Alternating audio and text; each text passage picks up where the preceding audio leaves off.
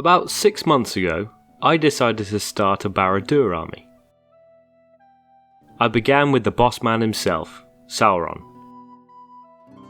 But this would be his much fairer form, not the gunmetal tank we see in the films. In that video, I made this bold claim. But during the making of this piece, I had an idea to make a new army. Oh shit, here we go again. The basic idea for this army would be entirely Black Numenoreans led by Anatar, inspired by when Sauron used a fairer form to trick them into taking him prisoner. So here I am 6 months later, ready to finish off what I started by making an army that consists solely of Black Numenoreans. To achieve this, I would need to have a bash. Bashing the bishop. A kit bash, that is. Without further ado, I'm Joe from Windish Wargamers, and here is how I kit bashed a Black Numenorean army. But before I selected my kits, I would need to analyse the original models to get the overall flavour. They seem to be based on the unused concept art for the Mouth of Sauron. I do like the theme. They're creepy, robed and heavily armoured warriors. They do look striking, but what put me off was the fact that there are only 3 poses and that they look pretty tough to convert. Most of the swords and the shields are moulded to the legs and body. So, in order to replicate this theme, I would need dark fantasy styled, heavy armoured warriors with lots of fabric, preferably tattered. One tried and tested method of converting Black Numenoreans is to use the Warriors of the Dead sprue. These have tattered cloth and a dark fantasy aesthetic, but they're a little too lightly armoured and, well, dead, to be wholly convincing proxies in my opinion. But nonetheless, the Warriors of the Dead sprue is my first kit. I also made use of this old King of the Dead, and the bottom half of these warriors, I had them going spare, so I figured, what the hell, I'll add them to the old plastic soup. Many people make the Warriors of the Dead appear more alive by kit bashing them with my next kit, the Morgul Knights. This is a good choice as they are the mounted version of the Black Numenoreans, so share many of the same design features. I had a lot of joy with this surprisingly diverse kit, so here we are, the Morgul Knights is my next kit. The plastic soup has some dark fantasy and some tattered cloth, but now I really need some heavy armour, and preferably mortal looking men. For this, I picked up several historical knight sprues from Perry Miniatures. I chose the French and English knights from the Agincourt range. These would give me access to loads of heavily armoured knights and loads of head and weapon options. And because it is a conversion on this channel, I must use the Fireforge Games Living Dead Knights kit for those grim aesthetics.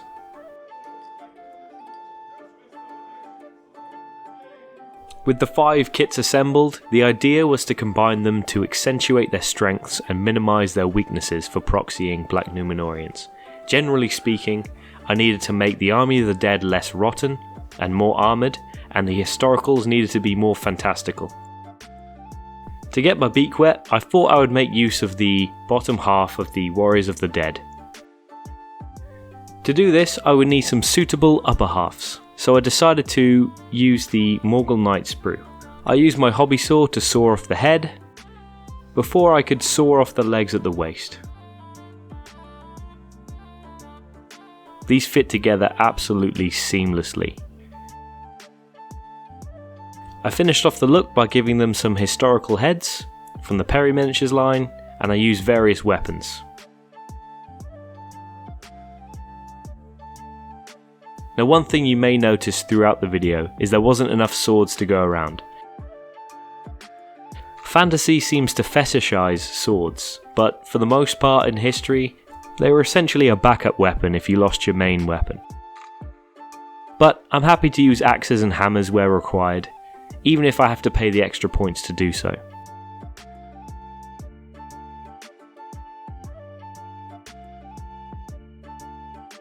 Considering these were basically made up of spare parts, and they were kind of an afterthought, I really loved how they turned out.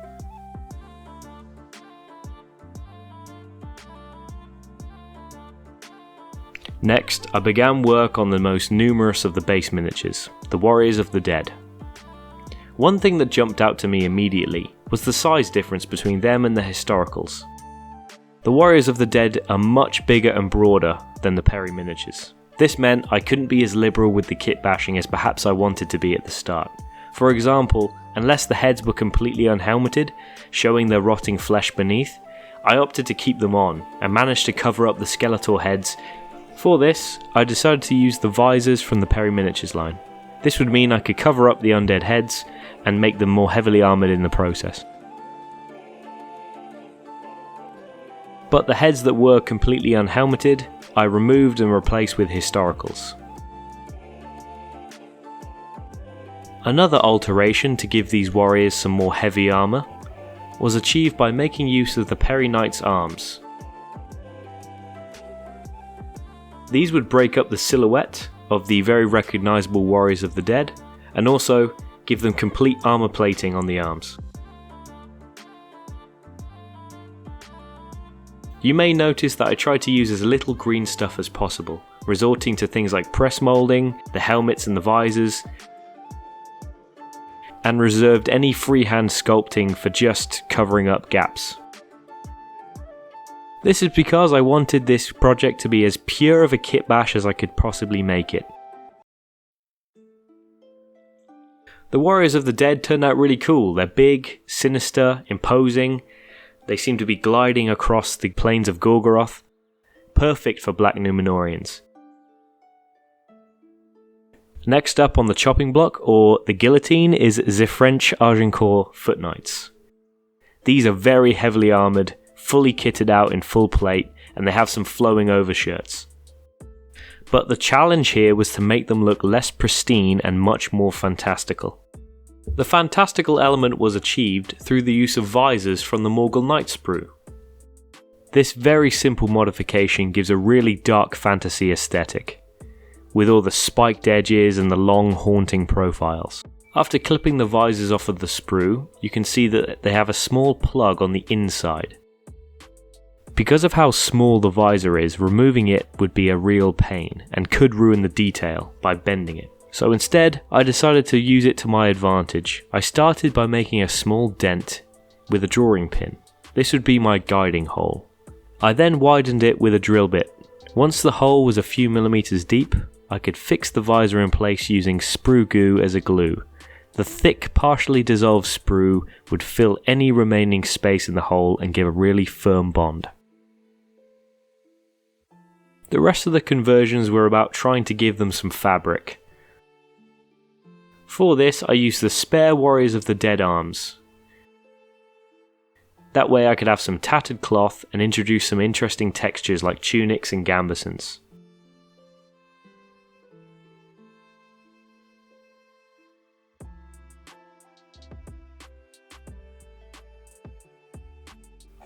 I'm super happy with these guys too. They have a vaguely Greco-Roman look with the visors.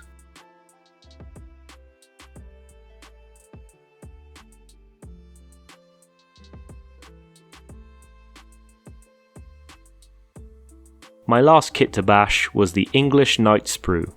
Similar to the French Knights, I needed to make them seem like they were denizens of a dark fantasy world.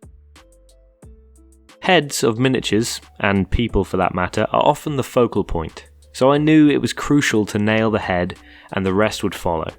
With one small problem, that these were by far the smallest warriors out of all of the ones I'd picked, so I knew scaling would be a real issue. While scanning over my half-empty Morgul Knight sprue, I was struck by a bolt of inspiration. Because I had removed the visors for those French conversions, the heads of the Morgul Knights were just sitting there naked. The heads without the visors have a Skeletor appearance, but not a photorealistic one. They look kind of similar to like a death mask or something. That was all the motivation I needed to hack up the Morgul Knights' heads, knowing that I could use these long Skeletor faces as helmets. The added bonus was that they had some draping cloth underneath the helm, for that worn fabric look. Now the last two bodies were the English Knights Command, and they needed heads too, but I didn't have any more Morgul Knights. So my Fireforge Games Living Dead Knights kit came to the rescue once more, and I picked up 2 helmets, even one with these fetching antlers. I was hugely relieved with how these turned out.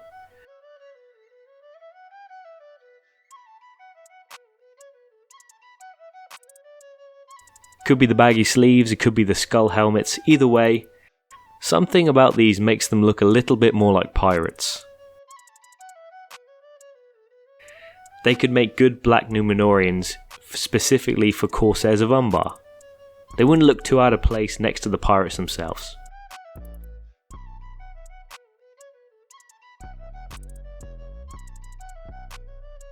And with that, all of my troops were finished. But I would need some people to lead them into battle. The logical choice would be a Black Numenorean marshal. This would give me march and a little bit of hitting power with the lance. For the base of this conversion, I chose a different marshal, the Dark Marshal.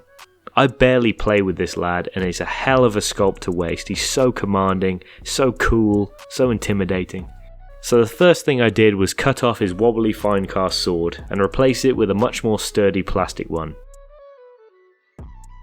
The mounted version of a Black Numenorean marshal can take a lance, and there was no way I wasn't going to do that. So, I removed a right arm from my Morgul Knights kit, making sure it had a similar pose, pointing forward. This way, I could fit the lance with minimal effort, and it would match the posture of the Dark Marshal perfectly. The Dark Marshal is a ring wraith, so his face is invisible. This is a very cool and striking feature, but one I would regrettably have to cover up. I filled the void using green stuff, then I was able to make use of another visor from the Perry Miniatures line.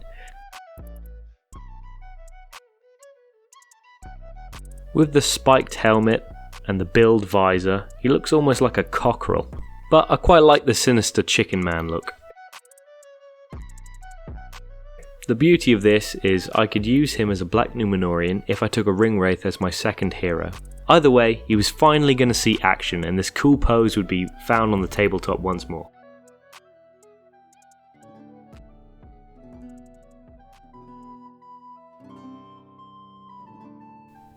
Now, I kept the paint scheme pretty much the same recipe as in the Anatar video, based on these artworks here. So, I won't really cover them much in this video.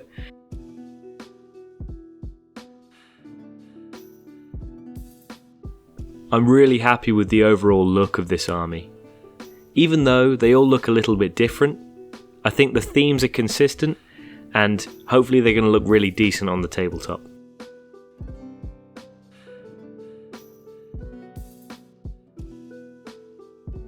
I'm not a competitive player, so I have no idea how these are going to play. The no spear thing does concern me slightly, but on the bright side, the defense is pretty decent and they do cause terror. But I've rambled long enough. I really want to hear what you think. If you like them, or if you didn't like them, let me know in the comments below.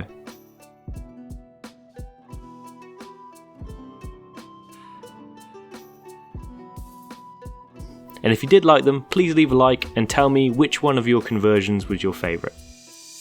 Also, let me know if you've converted some Black Numenoreans and how you did it.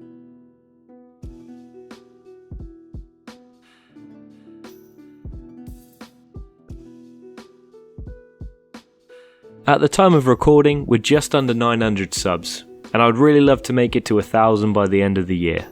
So please sub if you haven't, that way you won't miss a video, and then you can let us know any conversions you'd like to see me tackle in the future.